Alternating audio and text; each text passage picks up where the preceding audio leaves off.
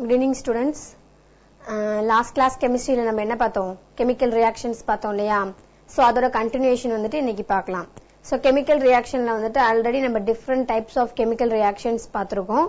Then we have seen about rate of chemical reaction. So what is mean by rate of chemical reaction? ஒரு reaction நடக்கும்போது அந்த reactant and product ஓட concentration வந்துட்டு vary ஆச்சு with respect to time அப்படினா அதுதான் நம்ம என்னன்னு சொல்றோம் rate of chemical reaction அப்படினு சொல்லுவோம் ஓகேவா அந்த rate of chemical reaction பார்த்தோம் அப்படினா depend upon the concentration அது vary ஆகும் சோ அந்த speed vary ஆகறனால தான் நம்ம அத வந்துட்டு என்ன சொல்றோம் with respect to time வந்துட்டு rate of chemical reaction அப்படினு சொல்வாங்க சோ அப்ப அதுக்கு அந்த ஃபார்முலா பார்த்தோம் அப்படினா rate of chemical reactionல dA by dt equal to dB by dt so அப்ப அந்த ஒரு சைடு நெகட்டிவ் சைன் இருக்குது வந்துட்டு எதை இண்டிகேட் பண்ணுது அப்படினு சொன்னோம் decreases in concentration அதே இன்னொரு சைடு வந்துட்டு பாசிட்டிவ் சைன் இருந்தது அப்படினா it denotes that increases in concentration of the product so அதுக்கு அப்புறம் நம்ம என்ன பார்த்தோம் அப்படினா what are the different factors which affect rate of chemical reaction so ஒரு ரியாக்ஷன் நடக்கும்போது என்னென்ன ஃபேக்டர்ஸ் எல்லாம் வந்துட்டு அந்த ரியாக்ஷன் நடக்க விடாம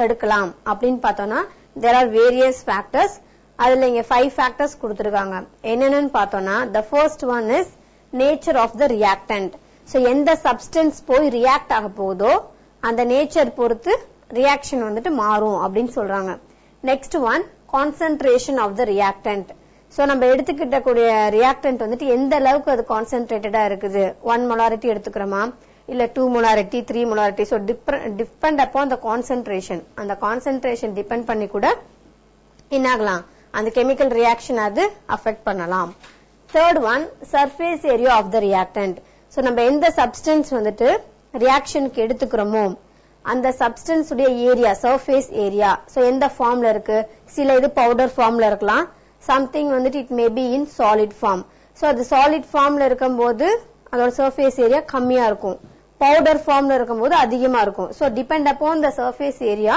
the reaction can takes place so ஒரு reaction நடக்கிறதுக்கு இது கூட one of the reason surface area கூட next one temperature so temperature அப்படினு பார்த்தோம்னா normal room temperature எவ்வளோ 37 degree celsius so இப்போ ஒரு reaction நடக்கும்போது அது room temperature நடந்ததுனா எப்படி இருக்கு அதே நம்ம வந்துட்டு ஸ்லைட்டா அந்த டெம்பரேச்சர் வந்துட்டு இன்க்ரீஸ் பண்றோம் எப்படி இன்க்ரீஸ் பண்ணலாம் either by means of boiling otherwise by means of heating அந்த மாதிரி பண்ணும்போது டெம்பரேச்சர் வந்துட்டு இன்க்ரீஸ் ஆகும் so once அந்த டெம்பரேச்சர் இன்க்ரீஸ் ஆச்சுனா it also affect the rate of chemical reaction last one catalyst so what is a catalyst so catalyst அப்படின்ற substance என்ன பண்ணும் அப்படினா ஒரு ரியாக்ஷன் நடக்கிறதுக்கு it help அந்த ரியாக்ஷன் நடக்கிறதுக்கு அது ஹெல்ப் பண்ணும் but it does not involve in that reaction ஒரு ரியாக்ஷன் நடக்கிறதுக்கு அது வந்துட்டு எக்ஸ்ட்ராவா அடிஷனலா ஹெல்ப் பண்ணுமே தவிர அந்த சப்ஸ்டன்ஸ் போய் அந்த ரியாக்ஷன்ல இன்வால்வ் ஆகாது சோ அது ரியாக்ஷன்ல இன்வால்வ் ஆகாதனால as a result நம்ம அந்த mass of the substance இந்த இவ்ளோ காம்போசிஷன்ல நம்ம அந்த ரியாக்டன்ட் எடுத்துட்டோமோ அது எதுமே என்ன ஆகாது சேஞ்ச் ஆகாம அப்படியே இருக்கும் so these are all the factors which affect the rate of chemical reaction so இந்த 5 factors கூட என்ன பண்ணலாம் ஒரு ரியாக்ஷன் நடக்கிறதுக்கு தடையாவும் இருக்கலாம் உறுதுணையாவும் இருக்கலாம் it may affect or increases the rate of reaction so இப்போ இந்த factors பத்தி one by one நம்ம பார்க்கலாம் first one nature of the reactant so nature of the reactant அப்படினா நம்ம எடுத்துக்க substance வந்துட்டு இந்த மாதிரி அதோட surface எப்படி இருக்குது நேச்சர் எந்த மாதிரி நேச்சர்ல இருக்குது சாலிடா லிக்விடா கேஸா அது மாதிரி அந்த நேச்சர் வந்துட்டு அஃபெக்ட் பண்ணுன்னு சொல்றாங்க எப்படின்னு பார்க்கலாம் சோ அதுக்கு ஒரு ஆக்டிவிட்டி இருக்கு சோ அதுக்கு நம்ம என்ன பண்ண போறோம் அப்படினா first we are going to take a 2 test tubes எடுத்துக்க போறோம் அந்த ரெண்டு டெஸ்ட் டியூப்லயுமே we are going to take magnesium ribbon so magnesium metal இருக்கு இல்லையா அந்த ribbon ஃபார்மட்ல இந்த மாதிரி இருக்கு இல்லையா அதை எடுத்து நம்ம என்ன பண்ண போறோம் ரெண்டு டெஸ்ட் டியூப்லயும் வந்துட்டு ஆட் பண்ண போறோம் then add hydrochloric acid to the test tube அந்த டெஸ்ட் டியூப் ரெண்டு டெஸ்ட் டியூப்லயுமே we are going to add என்ன ஆட் பண்ண போறோம் dilute HCl hydrochloric acid எடுத்து ஆட் பண்ண போறோம் next second test tube என்ன பண்ண போறோம் அப்படினா we are going to add acetic acid so test tube A ல வந்துட்டு hydrochloric acid ஆட் பண்றோம் test tube B ல வந்துட்டு acetic acid ஆட் பண்றோம் சோ இப்போ ரெண்டுமே நம்ம ஆட் பண்ணதுக்கு அப்புறம் we are going to observe the changes. என்ன நடக்க போகுது அப்படின்ற சேஞ்ச் வந்துட்டு we are going to observe. என்ன நடந்திருக்கலாம்? சோ என்ன ஆகும் அப்படின்னா இந்த ரெண்டு ரியாக்ஷனையும் கம்பேர் பண்ணும்போது டெஸ்ட் டியூப் A ல வந்து ரியாக்ஷன் வந்துட்டு ஃபாஸ்டரா இருக்கும் when compared to test tube B. ஏன் அப்படின்னு பார்த்தோம்னா HCl உடைய நேச்சர் வந்துட்டு மெக்னீசியம் கூட வந்துட்டு அதிக அளவு ரியாக்ட் ஆகுறதுனால அது வந்து என்ன பண்ணும்? ஃபாஸ்டரா ரியாக்ஷன் நடக்கும். whereas அசிட்டிக் ஆசிட் பார்த்தோம் அப்படின்னா அதோட ரியாக்ஷன் வந்துட்டு ரொம்ப கம்மியா இருக்கனால நேச்சர் ஆஃப் த சப்ஸ்டன்ஸ் வந்துட்டு அதோட நேச்சர் கம்மியா இருக்கனால ரியாக்ஷன் வந்துட்டு ஸ்லோவா இருக்கும். அதுக்கு ஒரு வீடியோ இருக்கு பாருங்க.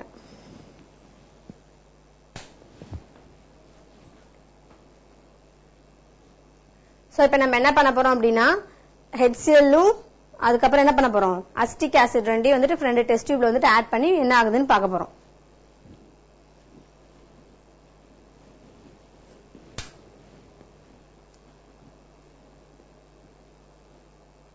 சோ HCl கூட நடக்கும்போது ரியாக்ஷன் எப்படி இருக்குன்னா ரொம்ப ஃபாஸ்டரா இருக்கும். whereas அசிட்டிக் ஆசிட் கூட ரியாக்ஷன் நடக்கும்போது ரொம்ப ஸ்லோவா இருக்கும்.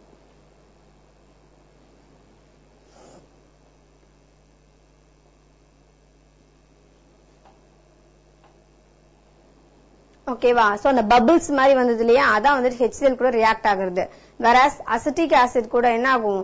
ரியாக்ஷன் வந்துட்டு ரொம்ப ஸ்லோவா இருக்கு. So the nature of the substance கூட one of the reason அப்படின்னு சொல்றாங்க.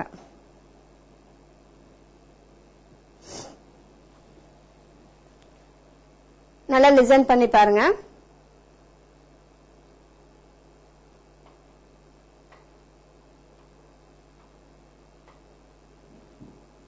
அங்க என்னாச்சு? பபிள்ஸ் மாதிரி ஃபார்ம் ஆச்சு. whereas இந்த வீடியோல பார்க்கும்போது எந்த ரியாக்ஷனுமே நடக்கல, எந்த ஒரு பபிள்ஸுமே வரல. சோ அப்ப என்ன? ஹைட்ரோகுளோரிக் ஆசிட் ஆட் பண்ணும்போது என்னாச்சு? பபிள்ஸ் வந்தனால இங்க ரியாக்ஷன் ரொம்ப ஃபாஸ்டரா இருக்கு. whereas இந்த இதுல பார்த்தோம் அப்படின்னா அசிட்டிக் ஆசிட் நம்ம ஆட் பண்ணும்போது எந்த ஒரு பபிள்ஸுமே இல்ல. சோ ரியாக்ஷன் வந்துட்டு ஸ்லோவா இருக்கு. அப்ப என்ன சொல்லலாம் நம்ம? நேச்சர் ஆஃப் த ரியாக்டன்ட், என்ன ரியாக்டன்ட் நம்ம எடுத்துக்கிறோமோ அது என்ன பண்ணும்? அந்த ரியாக்ஷனை வந்துட்டு இன்க்ரீஸ் பண்ணலாம், இல்ல ஃபாஸ்டர் பண்ணலாம், இல்லாட்டி ஸ்லோ பண்ணலாம். It depend upon the nature of the reactant. அதான் இதுல சொல்றது.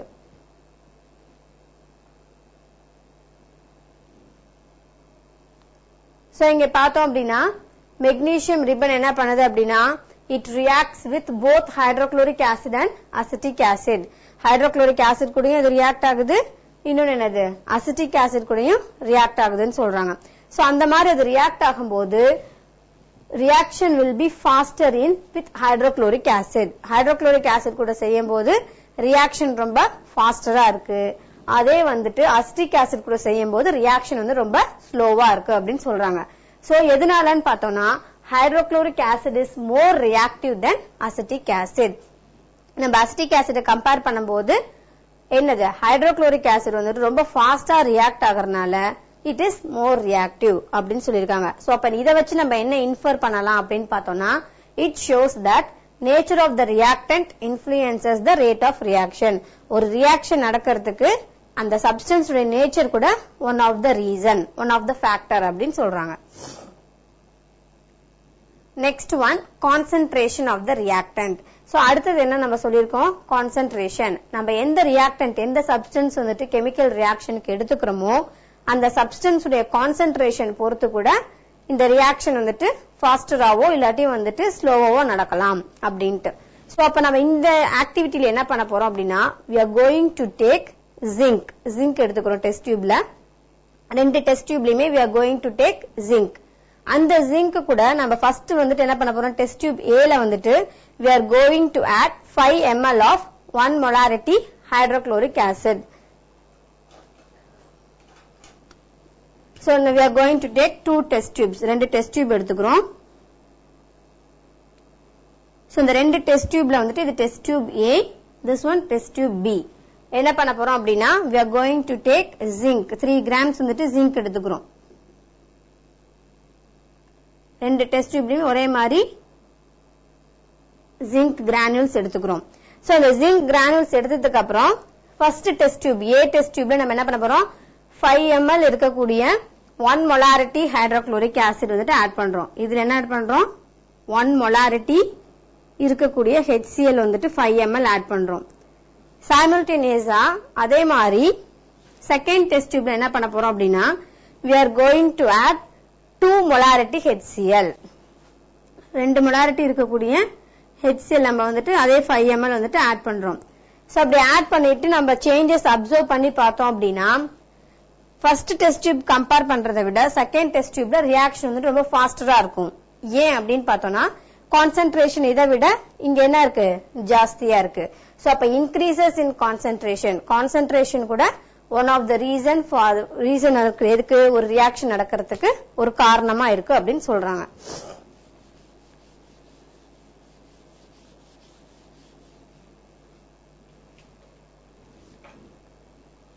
சோ நம்ம சேஞ்சஸ் அப்சர்வ் பண்ணி பார்த்தோம்னா நம்ம என்ன செய்யலாம் டெஸ்ட் டியூப் A வந்துட்டு என்னது 1 molarity HCl test tube B ல வந்துட்டு 2 molarity HCl.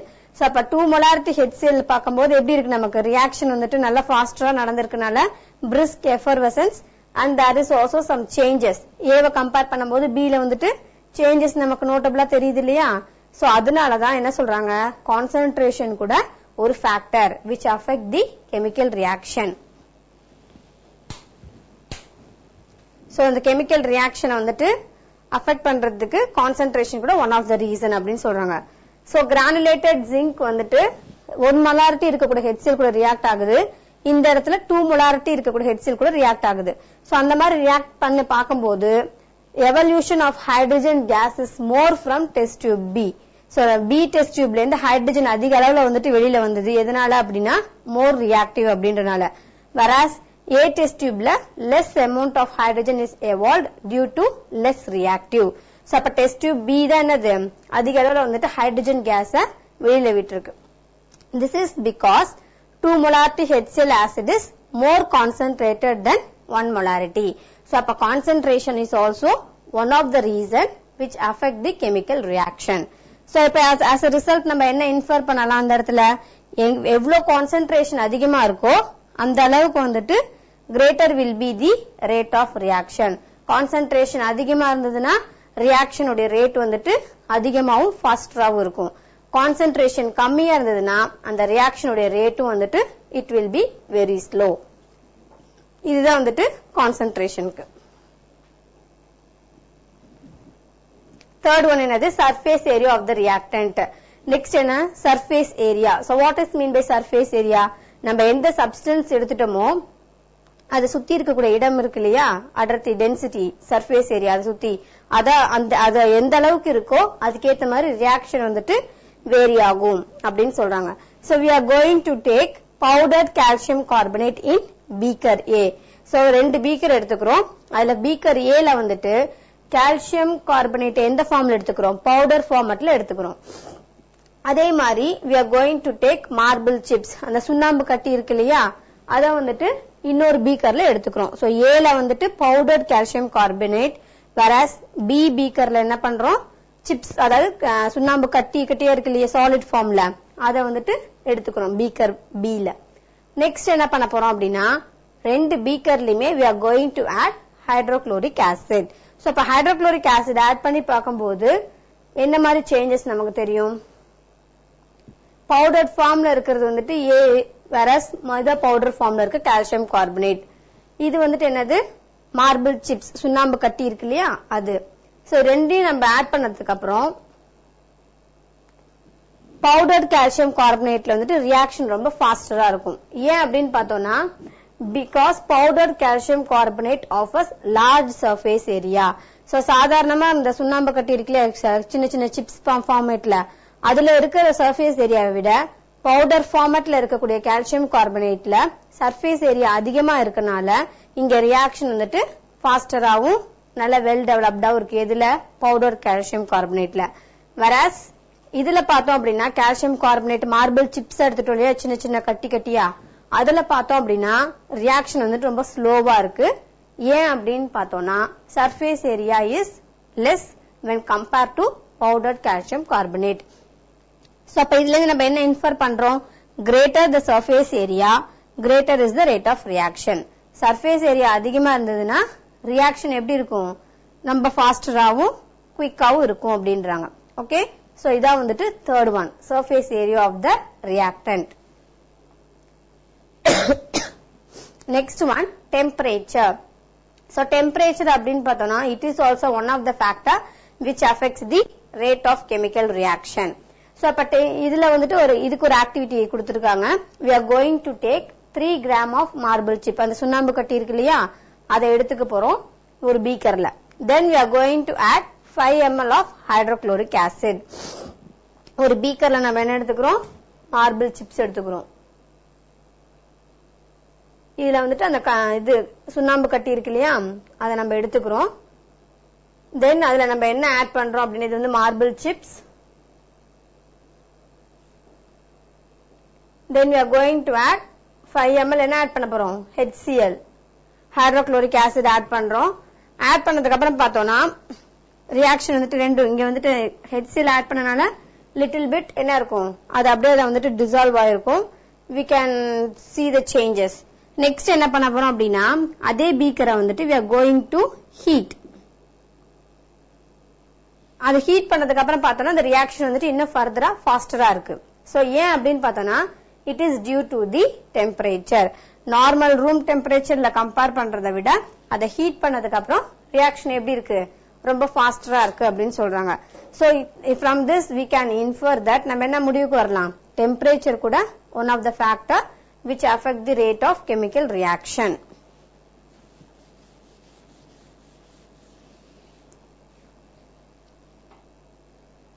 So இதுக்கு ஒரு இது இருக்கு பாருங்க, வீடியோ இருக்கு. When calcium carbonate, marble, is placed in hydrochloric acid, carbonic acid is produced, which is converted to gaseous carbon dioxide and water in a gas-forming reaction.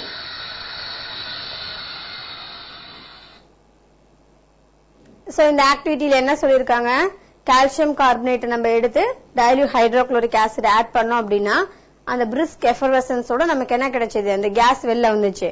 அதே நம்ம ஹீட் பண்ணதுக்கு அப்புறம் பார்த்தோம் அப்படின்னா அந்த ரியாக்ஷன் ரொம்ப ஃபாஸ்டரா இருக்கு, அதான் சொல்றாங்க.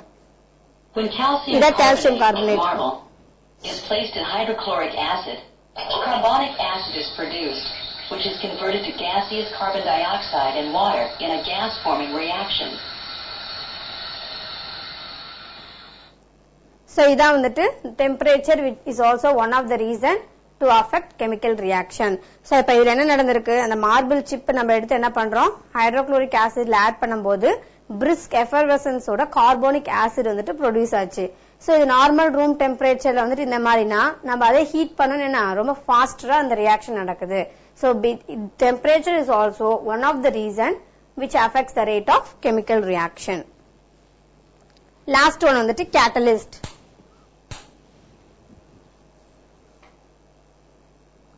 So next பார்த்தோம்னா இங்க என்ன சொல்லிருக்காங்க, அந்த வீடியோவோட ரிசல்ட் என்னன்னு பார்த்தோம்னா, கால்சியம் கார்பனேட் வந்துட்டு என்ன பண்ணும், it reacts slowly with hydrochloric acid at room temperature. Room டெம்பரேச்சர்ல பார்த்தோம்னா இந்த ரியாக்ஷன் வந்து ரொம்ப ஸ்லோவா இருக்கு. அதே வந்துட்டு அப்ப அந்த ரியாக்ஷன் நடந்து முடிக்கும்போது நமக்கு என்ன கேஸ் வெளில ரிலீஸ் ஆகுது, கார்பன் டை ஆக்சைடு கேஸ். இதை நம்ம வந்துட்டு ஹீட் பண்ணோம் அப்படின்னா the evolution of carbon dioxide gas is made faster. நார்மலா ரூம் டெம்பரேச்சர்ல இருக்கும்போது லேட் ஆகும் அந்த கார்பன் டை ஆக்சைடு வெளியில ரிலீஸ் ஆகிறதுக்கு. அதே நம்ம அந்த ஹீட் பண்ணதுக்கு அப்புறம் நம்ம ஹைட்ரோகுளோரிக் ஆசிட் ஆட் பண்ணோம் அப்படின்னா உடனே நமக்கு என்ன ஆகுது, கார்பன் டை ஆக்சைடு கேஸ் வந்துட்டு எவால்வ் ஆகுது அப்படின்னு சொல்றாங்க. So from this we can infer, நம்ம என்ன ஒரு முடிவுக்கு வரலாம், temperature also is reason which affect the rate of chemical reaction. So இந்த டெம்பரேச்சர் கூட என்ன பண்ணும், அதிகமாச்சு அப்படின்னா கெமிக்கல் ரியாக்ஷனோட ரேட்டை வந்துட்டு அஃபெக்ட் பண்ணலாம் அப்படின்னு சொல்றாங்க. Next one, catalyst. So first of all we should know what is mean by a catalyst. So catalyst அப்படின்றது வந்து ஊக்கி அப்படின்னு தமிழ்ல சொல்லுவாங்க. சோ அப்படின்னு என்ன, ஒரு ரியாக்ஷன் நடக்கிறதுக்கு அது வந்துட்டு தூண்டுகோலா இருக்கும், இன்க்ரீஸ் பண்ணுமே தவிர it will not affect the chemical reaction. அந்த சப்ஸ்டன்ஸ் அதுல போய் இன்வால்வும் ஆகாது, அந்த ரியாக்ஷனை வந்துட்டு அஃபெக்டும் பண்ணாது. ஜஸ்ட் it will help, அந்த ரியாக்ஷன் நடக்கிறதுக்கு அது ஹெல்ப் பண்ணும். So a substance which alters the rate of reaction without undergoing any change in mass and composition. நம்ம என்ன ரியாக்டன்ட் சப்ஸ்டன்ஸ் எடுத்துட்டோமோ அதோடைய மாஸோ இல்ல காம்போசிஷனோ எதுவுமே மாறாம கரெக்டா வந்துட்டு அது என்ன பண்ணும், அந்த ரியாக்ஷனுக்கு மட்டும் ஹெல்ப் பண்றத நம்ம என்ன சொல்றோம், கேட்டலிஸ்ட் அப்படின்னு சொல்றோம். சோ அதுக்கு ஒரு ஆக்டிவிட்டி கொடுத்திருக்காங்க. we are going to take potassium chlorate. So potassium chlorate வந்துட்டு ஒரு டெஸ்ட் டியூப்ல எடுத்துக்கிறோம். next we are going to heat the test tube. அந்த potassium chloride இருக்கக்கூடிய test tube heat பண்றோம். so heat பண்ணதுக்கு அப்புறம் பார்த்தோம் அப்படினா observe what happened, என்ன நடந்திருக்கலாம். so நம்ம என்ன ஆக்ஸிஜன் வந்துட்டு இங்க எவால்வ் ஆகும். as a result பார்த்தோம்னா ரொம்ப லேட் ஆகும். அதே நம்ம manganese dioxide அப்படின்ற கேட்டலிஸ்ட் அதுல ஆட் பண்ணதுக்கு அப்புறம் பார்த்தோம் அப்படினா ரொம்ப ஃபாஸ்டரா அந்த கேஸ் வந்துட்டு வெளியில ரிலீஸ் ஆகுது. so when potassium chloride is heated, oxygen is evolved very slowly. so அந்த potassium chloride நம்ம சாதாரணமா வந்துட்டு ஹீட் பண்ணும்போது என்ன கிடைக்குது, நமக்கு ஆக்ஸிஜன் கேஸ் வந்துட்டு ரொம்ப லேட்டா ஸ்லோவா நமக்கு வெளியில வரும். அதே நம்ம என்ன பண்றோம் அப்படின்னா அது ஃபாஸ்டரா நடக்கணுங்கிறதுக்காக we are going to add a catalyst. so இங்க நம்ம என்ன கேட்டலிஸ்ட் ஆட் பண்றோம், manganese dioxide. so அந்த கேட்டலிஸ்ட் ஆட் பண்ணதுக்கு அப்புறம் பார்த்தோம்னா அந்த ஆக்ஸிஜன் வெளியில லிபரேட் ஆகிறது வந்துட்டு ஆல்ரெடி இருக்கிறத கம்பேர் பண்ணும்போது ரொம்ப ஃபாஸ்டரா வெளியில வரும். so from this we can infer, so catalyst also one of the substance which affect the rate of chemical reaction. so இதுல இருந்து நம்ம என்ன முடிவுக்கு வரலாம், கால்சியம் கூட ஒரு ரியாக்ஷன் நடக்கிறதுக்கு ஹெல்ப்ஃபுல்லா இருக்கும், otherwise affect பண்ணும் அப்படின்னு சொல்றாங்க. so these are all the 5 factors which affect the rate of chemical reaction. so நம்ம இதுல வந்துட்டு இது வல்கனோ ப்ரிப்பரேஷனுக்கு வந்துட்டு ஒரு இது இங்க வீடியோ இருக்கு, அது பாருங்க. how to prepare a silent volcano. of washing off liquid. Then add your water with your red food color and yellow. Then stir.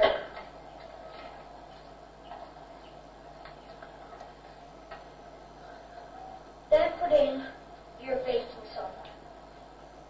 baking soda use பண்ணி how to prepare a silent volcano.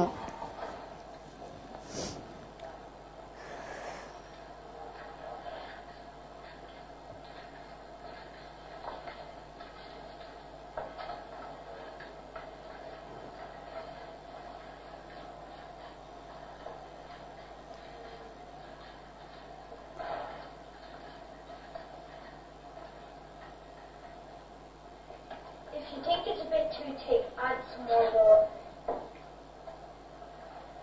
நல்லா mix பண்ணிட்டு water அதுல add பண்றோம்.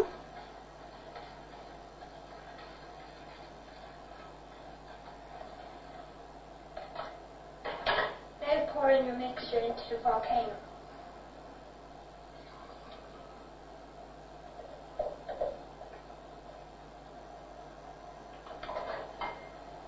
Now get your vinegar.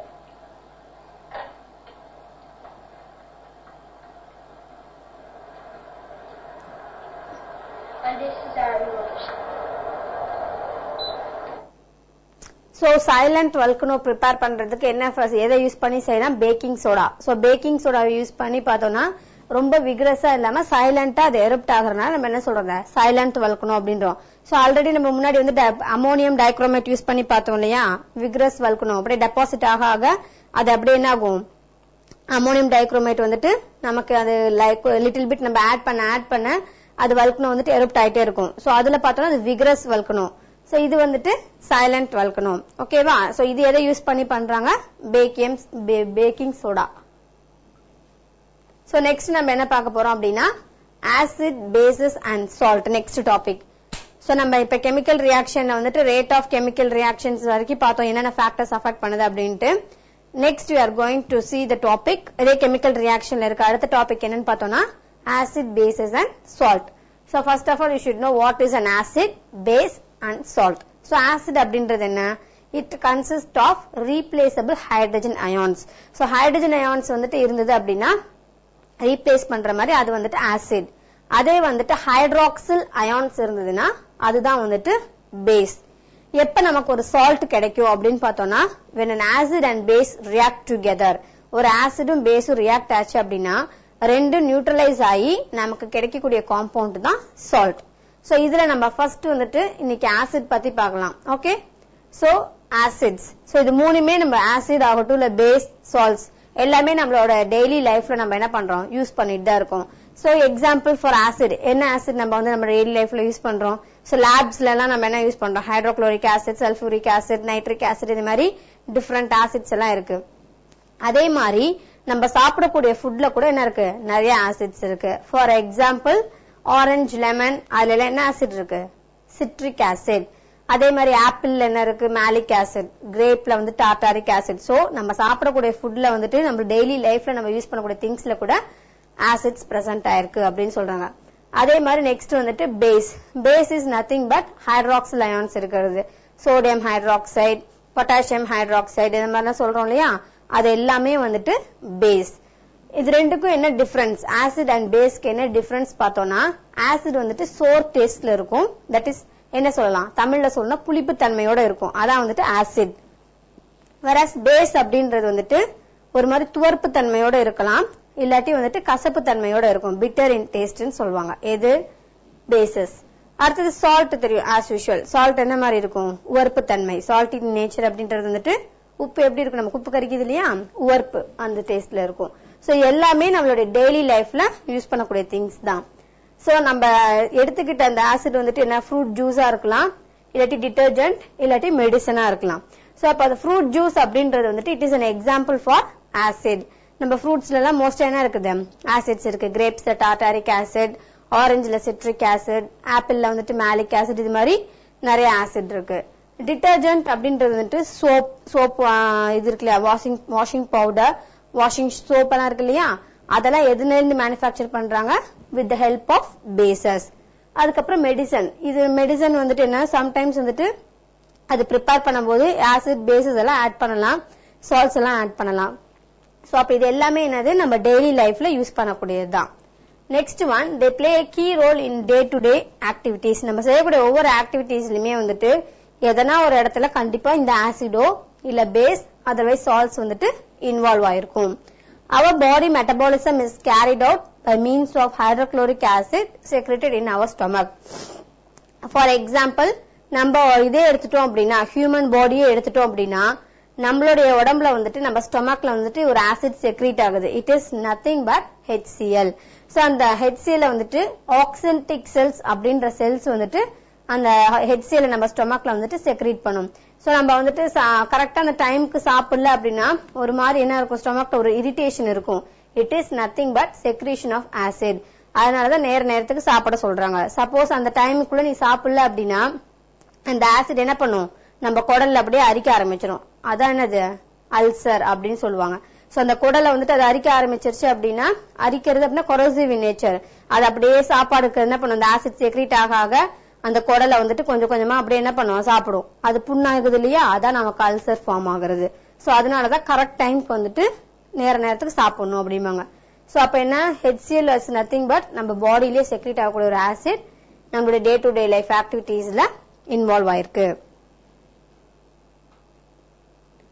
So இப்ப நம்ம வந்துட்டு ஒவ்வொன்னா பத்தி பார்க்க போறோம் first we are going to see about acid so what is an acid it is a substance which furnishes H+ ions or hydronium ions so ரெண்டு ionsல ஏதாவது ஒரு ions வந்துட்டு என்ன பண்ணுது furnish பண்ணும் what is mean furnish it will evolve அது வெளியில விடும் replace பண்ணும் hydrogen இல்லாட்டியும் hydronium ions இது எப்ப பண்ணும் அப்படின்னா when dissolved in water acid வந்துட்டு வாட்டர்ல டிசால்வ் ஆச்சு அப்படின்னா நமக்கு என்ன கிடைக்கும் H+ ions இல்லாட்டியும் hydronium ions எல்லா ஆசிட்ஸ்மே பார்த்தோம் அப்படின்னா ஹைட்ரஜன் ஆட்டம்ஸை ரீப்ளேஸ் பண்ற மாதிரி இருக்கும் சோ ஹைட்ரஜன் ஆசிட்ஸ் வந்துட்டு have one or more replaceable hydrogen atom next இந்த வேர்ட் ஆசிட் அப்படின்ற வேர்ட் எங்க இருந்து டிரைவ் ஆச்சு அப்படின்னு பார்த்தோம்னா it is derived from the Latin name acidus so Latin word அதுக்கு பேர் என்ன acidus அப்படின்னு சொல்றாங்க அப்படின்னு என்ன அர்த்தம் sour taste புளிப்பு தன்மையோட இருக்கிறதுக்கு தான் லாட்டின்ல என்ன பேர் சொல்றாங்க acidus அப்படின்னு சொல்றாங்க it is nothing but sour taste substance with sour taste or acid so எந்தெந்த substance எல்லாம் நமக்கு புளிப்பு தன்மையோட இருக்கோ அது எல்லாத்தையுமே நம்ம என்னன்னு சொல்லலாம் ஆசிட்னு சொல்லலாம் எக்ஸாம்பிள் என்ன சொல்லலாம் லெமன் ஜூஸ் வினிகர் அதுக்கப்புறம் கிரேப் ஜூஸ் இது எல்லாத்துலயும் பார்த்தோம்னா நமக்கு என்ன இருக்கு அந்த புளிப்பு டேஸ்ட் இருக்கும் இல்லையா so they are termed as நம்ம ஆசிட் அப்படின்னு சொல்றோம் சோ இதான் வந்துட்டு ஆசிடுடைய ஒரு இன்ட்ரோடக்ஷன் சோ ஆசிட் அப்படின்ற சப்ஸ்டன்ஸ்ல என்ன இருக்கும் அப்படின்னு பார்த்தோம்னா ஹைட்ரஜன் அயான்ஸ் இல்லாட்டியும் ஹைட்ரோனியம் அயான்ஸ் வந்துட்டு பிரசன்ட் ஆயிருக்கும் ஆசிட்ல இருக்கக்கூடிய எல்லா ஹைட்ரஜனுமே வந்துட்டு நம்ம ரீப்ளேஸ் பண்ற மாதிரி தான் இருக்கும் இந்த வேர்ட் ஆசிட் அப்படின்ற வேர்ட் எதுல இருந்து டிரைவ் ஆச்சு அப்படின்னா acidus அப்படின்ற லாட்டின் வேர்ட்ல இருந்து டிரைவ் ஆயிருக்கு it is nothing but it gives sour taste புளிப்பு தன்மை கொடுக்கும் இந்த சப்ஸ்டன்ஸ் எல்லாம் வந்துட்டு நமக்கு வந்துட்டு அந்த புளிப்பு தன்மையோட இருக்கோ அந்த சப்ஸ்டன்ஸ் எல்லாமே நம்ம என்ன சொல்லலாம் ஆசிட்னு சொல்லலாம்.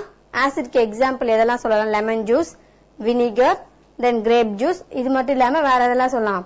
டொமேட்டோல வந்துட்டு ஆக்சாலிக் ஆசிட் இருக்கு, கிரேப்ஸ் வந்துட்டு டார்டாரிக் ஆசிட், அதுக்கப்புறம் ஆரஞ்சஸ்ல வந்துட்டு citric acid. So these are all example for acid. Next வந்து பார்த்தோம்னா இந்த ஆசிட் என்ன பண்ணும் அப்படின்னா blue litmus paper. So litmus paper அப்படின்றது ஒன் ஆஃப் த இண்டிகேட்டர். இது ப்ளூ கலர்ல இருக்கும். இது நம்ம ஆசிட்ல வந்துட்டு டிப் பண்ணோம் அப்படின்னா it will change into red colour. So அப்ப ஆசிட் எல்லாமே என்ன பண்ணும்? ப்ளூ கலர்ல இருக்க லிட்மஸ் பேப்பரை ரெட் கலர்ல மாத்தும். சோ அதான் வந்துட்டு ஆசிடோட nature. They are colorless with phenolphthalein and pink with methyl orange. So phenolphthalein அப்படின்ற இண்டிகேட்டர்ல நம்ம வந்துட்டு என்ன பண்றோம்? கலர்லெஸ்ஸா இருக்கும். ஆசிடா இருந்தது அப்படின்னா phenolphthalein கலர் இல்லாம கலர்லெஸ்ஸா இருக்கும். அதே வந்துட்டு when the acid react with methyl orange, ஒரு ஆசிட் கூட நம்ம மெத்தில் ஆரஞ்சு இண்டிகேட்டர் ஆட் பண்ணோம் அப்படின்னா ஒரு 2 டிராப் 3 டிராப் ஆட் பண்ணோம் அப்படின்னா சடனா அது என்ன கலர்ல சேஞ்ச் ஆகும்? பிங்க் கலர்ல. சோ அப்ப ஆசிடா இருந்தது அப்படின்னா it will change into pink colour methyl orange கூட. whereas acid when react with phenolphthalein அப்படின்ற இண்டிகேட்டர் கூட ஆட் பண்ணும்போது அது என்ன கலர்ல தெரியும்? நமக்கு கலர்லெஸ்ஸா தெரியுது. So these are all the characters of acid. Acid உடைய நேச்சர் என்ன மாதிரி கேரக்டர்ஸ் இல்லாட்டி ப்ராப்பர்ட்டிஸ் ஆஃப் ஆசிட்னு சொல்லலாம். லாஸ்ட் ஒன் என்ன சொல்லிருக்காங்க? many organic acids are naturally present in food items. நம்ம டெய்லி சாப்பிடக்கூடிய ஃபுட் ஐட்டம்ஸ்ல கூட நிறைய ஆசிட்ஸ் எல்லாம் பிரசன்ட் ஆயிருக்கு. So if the acid is obtained from plant and animal, living சோர்ஸ்ல இருந்து நமக்கு ஒரு ஆசிட் கிடைச்சது அப்படின்னா அந்த ஆசிட்ஸ்க்கு நம்ம என்ன பேர் சொல்றோம்? Organic acids. சோ அப்ப இந்த ஆர்கானிக் ஆசிட் அப்படின்றது நம்மளுடைய ஃபுட் ஐட்டம்ஸ்ல எல்லாம் பிரசன்ட் ஆயிருக்கு அப்படின்னு சொல்றாங்க. So next one, classification of acids. So classification of acids அப்படின்னு பார்த்தோம்னா இந்த acids வந்துட்டு அதோட நேச்சர் பொறுத்து நம்ம மொத்தம் எத்தனை டைப்ஸா பிரிக்கிறோம் பார்த்தோம்னா 4 டைப்ஸா பிரிக்கிறோம். based on the source, based on the basicity, based on the ionization and based on the concentration. So அந்த எந்த இடத்துல இருந்து நமக்கு அந்த ஆசிட் கிடைக்குது அந்த சோர்ஸ் அதை வச்சு நம்ம ஃபர்தரா பார்த்தோம் அப்படின்னா ஆர்கானிக் ஆசிட் அண்ட் இன்ஆர்கானிக் ஆசிட்னு இருக்கு. based on basicity பார்த்து பார்த்தோம்னா monobasic, dibasic and tribasic. Next one ionisation. So அயனைசேஷனை பேஸ் பண்ணி பார்த்தோம்னா strong acid, weak acid. based on the concentration எப்படி பிரிக்கலாம்? Concentrated acid and dilute acid. So நம்ம வந்துட்டு ஆசிட் வந்துட்டு எப்படி கிளாசிஃபை பண்றோம் அப்படின்னா சோர்ஸ் பேஸ் பண்ணி கிளாசிஃபை பண்றோம், அதோட பேசிசிட்டியை பேஸ் பண்ணி கிளாசிஃபை பண்றோம், அதுக்கப்புறம் ionisation, last one concentration. So first one based on their source, எந்த இடத்துல இருந்து இந்த ஆசிட் நமக்கு கிடைச்சது அப்படின்றது பார்த்தோம்னா அதை பேஸ் பண்ணி 2 டைப்ஸா பிரிக்கிறோம். if the acid is obtained from living source, ஒரு உயிருள்ள பொருள்ல இருந்து நமக்கு அந்த ஆசிட் கிடைச்சது அப்படின்னா that is it may be from plant or animal, அதுல இருந்து கிடைச்சதுன்னா அது நம்ம ஆர்கானிக் ஆசிட் அப்படிமோ. அதே ஒரு ஆசிட் வந்துட்டு மினரல்ஸ்ல இருந்து கிடைச்சதுன்னா that is rocks and minerals அங்க இருந்து கிடைச்சது அப்படின்னா அதுக்கு பேர் நம்ம என்ன சொல்றோம்? Inorganic acid. சோ அப்ப ஆர்கானிக் ஆசிட்ஸ்க்கு எக்ஸாம்பிள் பார்த்தோம் அப்படின்னா ஃபார்மிக் ஆசிட், அசிட்டிக் ஆசிட். இது ரெண்டும் வந்துட்டு எதுக்கு எக்ஸாம்பிள்? எதுக்கு? இதுக்கு ஆர்கானிக் ஆசிட்ஸ்க்கு. இன்ஆர்கானிக் ஆசிட்ஸ்க்கு எக்ஸாம்பிள் பார்த்தோம் அப்படின்னா HCl, அப்புறம் நைட்ரிக் ஆசிட், தென் சல்பூரிக் ஆசிட். இது எல்லாமே வந்துட்டு இன்ஆர்கானிக்கு எக்ஸாம்பிள். சோ இது என்ன? First one based on the source, எந்த இடத்துல இருந்து நமக்கு அந்த ஆசிட் கிடைச்சதோ அதுக்கு பேஸ் பண்ணி கொடுத்துருக்காங்க. சோ நம்ம சொல்லிருக்கோம் இல்லையா, சோ இந்த ஆசிட்ஸ் வந்துட்டு it may be organic or இன்ஆர்கானிக்னு சொல்லிருக்கோம். So if it is organic அப்படின்னா லிவிங் சோர்ஸ், பிளான்ட்ல இருந்து இல்லாட்டி அனிமல்ல இருந்து கிடைச்சதுன்னா அதெல்லாம் வந்து என்னது? Organic acid. சோ இப்ப இதெல்லாம் வந்துட்டு some of the organic acid. So apple எடுத்துட்டோம் அப்படின்னா அதுல என்ன ஆசிட் இருக்கு? Malic acid. நெக்ஸ்ட் லெமன், லெமன்ல இருக்கக்கூடிய ஆசிட் என்னது? Citric acid. Next one grapes, கிரேப்ல என்ன ஆசிட் இருக்கு? Tartaric acid. நெக்ஸ்ட் டொமேட்டோல பார்த்தோம்னா ஆக்சாலிக் ஆசிட். வினிகர், வினிகர்ல என்ன ஆசிட் இருக்கு? Acetic acid. Next one curd, நம்ம வீட்ல தயிர் இருக்கு இல்லையா, அதுல என்ன ஆசிட் இருக்கு? Lactic acid. சோ இப்ப இது எல்லாமே பார்த்தோம் அப்படின்னா எக்ஸாம்பிள் ஃபார் ஆர்கானிக் ஆசிட். ஏன் இத வந்து நம்ம ஆர்கானிக் ஆசிட்ஸ்க்கு எக்ஸாம்பிள் சொல்றோம்? Because they are all obtained from a living source. இப்ப இந்த கர்ட் அப்படின்றது மில்க் நம்ம எங்க இருந்து கிடைக்குது? அனிமல்ஸ் கிட்ட இருந்து கிடைக்குது. சோ அந்த மில்க் தான் வந்து நமக்கு என்ன கர்டா மாறுது. சோ அப்ப it is also one of the example for organic acid. மத்த எல்லாமே வந்துட்டு ஃப்ரூட்ஸ், வெஜிடபிள் அந்த இதுல சேர்ந்தது. சோ as a result இது எல்லாமே வந்து எதுக்கு எக்ஸாம்பிள் அப்படின்னு பார்த்தோம்னா ஆர்கானிக் ஆசிட்ஸ்க்கு எக்ஸாம்பிள். சோ இது வந்துட்டு என்ன one of the acid that is nothing but ஆரஞ்சஸ்ல என்ன ஆசிட் இருக்கு? Citric acid. So நம்ம first வந்துட்டு based on the source பார்த்தோம். Next we are going to see about based on their basicity. So அதுக்கு நம்ம first தெரிஞ்சுக்கணும் what is mean by basicity. So ஒரு acid molecule நம்ம கையில இருந்தது அப்படின்னா அதுல வந்துட்டு எத்தனை ஹைட்ரஜன் அயான்ஸ் நம்மளால ரீப்ளேஸ் பண்ண முடியுமோ அதுதான் அதோட basicity அப்படின்னு அர்த்தம். So based on that it is divided into 3 types. என்னென்னு பார்த்தோம்னா monobasic, dibasic and tribasic. So monobasic அப்படின்னா என்ன? It is an acid which gives one hydrogen ion. ஒரே ஒரு ஹைட்ரஜன் அயான்ஸ் மட்டும் அந்த ஆசிட்ல பிரசன்ட் ஆயிருந்ததுன்னா அது வந்துட்டு மோனோபேசிக் ஆசிட். சோ இப்ப ஃபார் எக்ஸாம்பிள் இங்க என்ன கொடுத்திருக்காங்க? Hydrochloric acid and nitric acid. இந்த ஹைட்ரோகுளோரிக் ஆசிட்ல எத்தனை ஹைட்ரஜன் ஆட்டம் இருக்கு? ஒரே ஒரு ஹைட்ரஜன் தான் இருக்கு.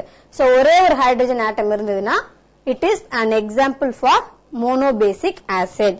Next one dibasic. So dibasic அப்படின்றதுல ரெண்டு ஹைட்ரஜன் அயான்ஸ் இருக்கும். சோ இங்க என்ன example? Sulphuric acid and bicarbonate. இதுல எல்லாம் பார்த்தோம்னா ரெண்டு ஹைட்ரஜன் இருக்கனால they comes under dibasic acid. ஒரு ஆசிட் மாலிக்யூல்ல ஒரே ஒரு ஹைட்ரஜன் மட்டும் இருந்ததுன்னா மோனோபேசிக் ஆசிட். ஒரு ஆசிட் மாலிக்யூல்ல ரெண்டு ஹைட்ரஜன் இருந்ததுன்னா டைபேசிக். மூணு ஹைட்ரஜன் இருந்ததுன்னா அது பாஸ்போரிக் ஆசிட் H3PO4. அது எத்தனை ஹைட்ரஜன் அயான்ஸ் இருக்கு? 3 இருக்கு. சோ அப்ப இது எல்லாமே வந்துட்டு என்னது? based on the basicity நம்ம 3 types ah பிரிச்சிருக்கோம். monobasic, dibasic and tribasic. Next one based on ionization. So ionization அப்படின்னா அது எந்த அளவுக்கு வந்துட்டு வாட்டர்ல வந்துட்டு அயனைஸ் ஆகுது அப்படின்னு சொல்லி பாக்குறோம். சோ வாட்டர்ல வந்துட்டு ஸ்ட்ராங் ஆசிடா இருந்தது அப்படின்னா கம்ப்ளீட்டா அயனைஸ் ஆயிரும். சோ கம்ப்ளீட்டா அயனைஸ் ஆனா அதுக்கு என்னது? ஸ்ட்ராங் ஆசிட்ஸ் அப்படின்றோம். அதே வந்துட்டு வீக் ஆசிட் அப்படின்றது it will be partially ionized. அந்த வாட்டர்ல பார்ஷியலா தான் என்ன பண்ணுது? அயனைஸ் ஆகும். அதுக்கு எக்ஸாம்பிள் பார்த்தோம்னா அசிட்டிக் ஆசிட். சோ இப்போ என்ன இது வந்து based on ionization. ionization base பண்ணி நம்ம 2 டைப்ஸா பிரிச்சிருக்காங்க. ஒன்னு வந்துட்டு ஸ்ட்ராங் ஆசிட், இன்னொன்னு வந்துட்டு வீக் ஆசிட். ஸ்ட்ராங் ஆசிட் அப்படின்னா ரொம்ப ஃபாஸ்டரா என்ன பண்ணிடுறது? வாட்டர்ல வந்துட்டு கம்ப்ளீட்டா அயனைஸ் ஆயிரும். வீக் ஆசிட் அப்படின்னா பாதி அளவுல மட்டும்தான் அது என்ன ஆகும்? அந்த ரியாக்ஷன்ல இன்வால்வ் ஆகும். So இது வந்துட்டு based on ionization. Next one based on concentration. So concentration base பண்ணி பார்த்தோம் அப்படின்னா again we can divide into 2 types, concentrated acid and dilute acid. So concentrated acid அப்படின்னா என்ன? வாட்டர்ல வந்துட்டு பார்த்தோம் அப்படின்னா அந்த ஆசிட் வந்துட்டு அதிக அளவுல பிரசன்டா இருக்கும். ஃபார் எக்ஸாம்பிள் 100% வாட்டர் இருந்ததுன்னா அதுல 90% மேல ஆசிட் இருந்ததுன்னா it is concentrated acid. அதே டைல்யூட் ஆசிட் அப்படின்னா 100% வாட்டர்ல வந்துட்டு 20% மட்டும் ஆசிட், ரிமைனிங் ஃபுல்லா வாட்டரா இருந்தது அப்படின்னா it is an example for dilute acid. So அதான் சொல்லுவாங்க இல்லையா? சோ கான்சென்ட்ரேட்டட் ஆசிட் வந்துட்டு கையில பட்டுச்சு அப்படின்னா உடனே நமக்கு வந்துட்டு எதனா பர்ன்ஸ் அந்த மாதிரி வரதுக்கு சான்சஸ் இருக்கு. டைல்யூட் ஆசிட் வந்துட்டு அந்த அளவுக்கு ரியாக்டிவா இல்ல. ஏன் அப்படின்னு பார்த்தோம்னா அதுல ஆசிடுடைய கான்சென்ட்ரேஷன் ரொம்ப கம்மியா இருக்கும், வேறஸ் வாட்டரோட அளவு அதிகமா இருக்கும். சோ இதுதான் வந்துட்டு based on the concentration. So அதோட கான்சென்ட்ரேஷனை பேஸ் பண்ணி கூட நம்ம ஆசிட்ஸ் என்ன பண்ணலாம்? டிவைட் பண்ணலாம் அப்படின்றாங்க. சோ ஃபர்ஸ்ட் 4 இது பார்த்தோம். சோர்ஸ் பத்தி பார்த்தோம், basicity, ionization and last one concentration. Sometimes இப்ப நம்ம ஆசிட் மிக்ஸ் பண்ணும்போது பார்த்தோம் அப்படின்னா அதுல நிறைய வந்துட்டு என்ன இருக்கு? டிஃபிகல்டிஸ் இருக்கு. நம்ம சில பேர் என்ன பண்ணுவாங்க? ரொம்ப ஸ்ட்ராங்கா இருக்கக்கூடிய ஆசிட் எடுத்து சடனா தண்ணிக்குள்ள இது பண்ணுவாங்க. ஆனா என்ன பண்ணணும் அப்படின்னா என்னைக்குமே ஒரு ஆசிட் வாட்டர் இதை வந்து மிக்ஸ் பண்ணும்போது ஆசிட வந்துட்டு டிராப் பை டிராப் எடுத்துதான் வாட்டர்ல மிக்ஸ் பண்ணணும். இதே வந்துட்டு நீ அதுக்கு ஆப்போசிட்டா வாட்டர் எடுத்து ஆசிட்ல நம்ம வந்துட்டு ஊத்தணும் அப்படின்னா மிக்ஸ் பண்ணோம் அப்படின்னா அது என்ன ஆரம்பிச்சிரும்? சடனா அந்த இது வந்துட்டு அந்த ரியாக்ஷன் வந்துட்டு ரொம்ப கான்சென்ட்ரேட்டடா இருக்கனால ஆசிட் வாட்டர் அதுல மிக்ஸ் ஆகும்போது அது சடனா ஹீட் ஆகலாம், இல்ல பர்ஸ்ட் ஆகலாம், இல்ல கையில தெறிக்கலாம். அந்த தண்ணி மிக்ஸ் ஆகும்போது விகரஸ் அது புகையா வரனால கையில எல்லாம் காயம் ஏற்படுறதுக்கு சான்சஸ் இருக்கு. சோ என்னைக்குமே வாட்டர் அண்ட் ஆசிட் நம்ம மிக்ஸ் பண்ணும்போது ஆசிடை எடுத்து தான் வாட்டர்ல drop by drop add பண்ணணும். ஓகேவா?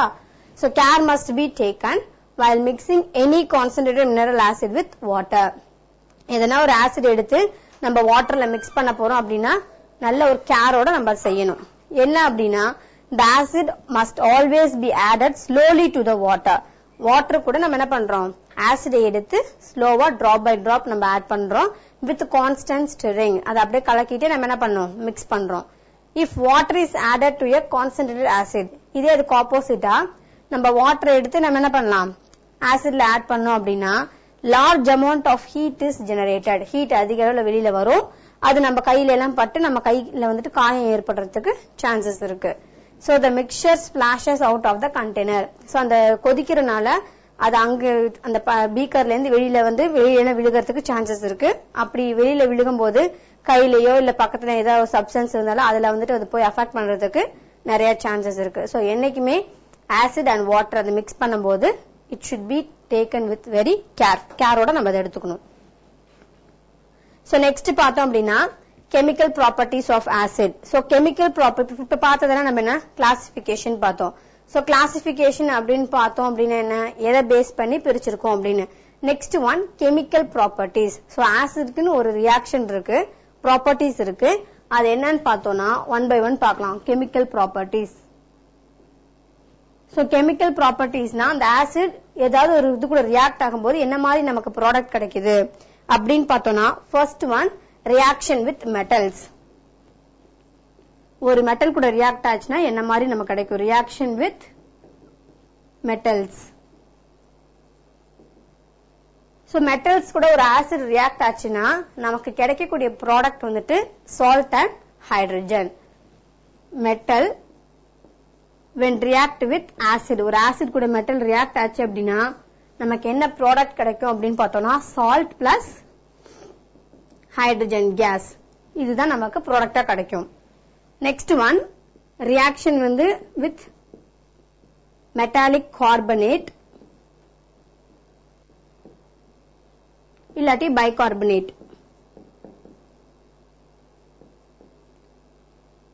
சோ இப்ப இந்த மெட்டாலிக் கார்பனேட் கூட இல்லாட்டி பைகார்பனேட் கூட ஒரு ஆசிட் ரியாக்ட் ஆச்சு அப்படின்னா நமக்கு என்ன ப்ராடக்ட் கிடைக்கும் அப்படின்னு பார்த்தோம்னா அதோடைய சால்ட், மெட்டாலிக் கார்பனேட் உடைய சால்ட் கிடைக்கும் plus carbon dioxide gas கிடைக்கும் plus water.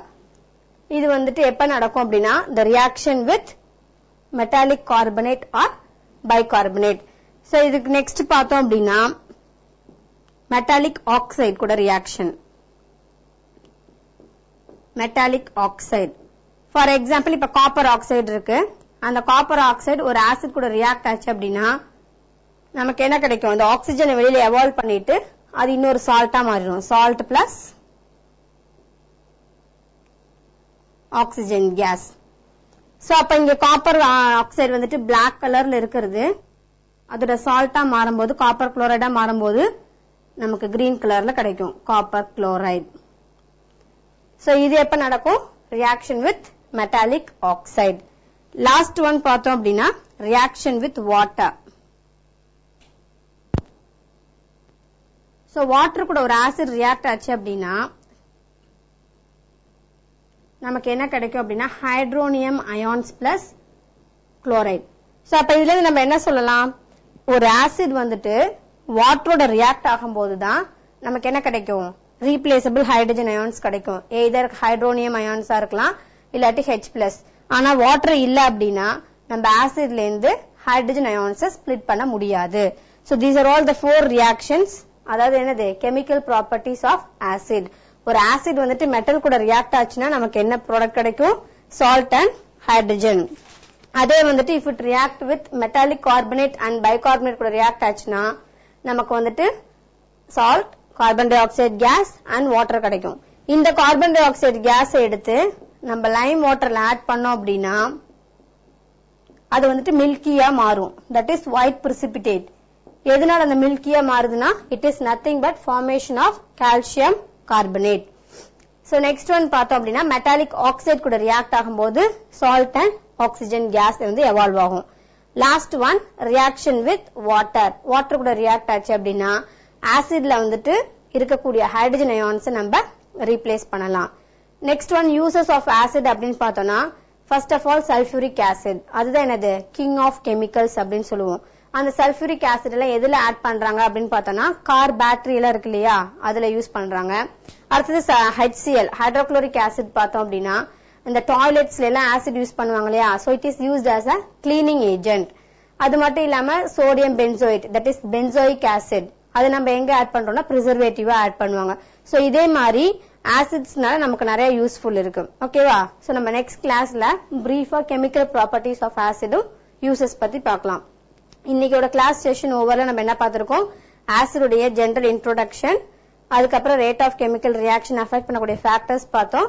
Then we have seen about classification of acids. Thank you.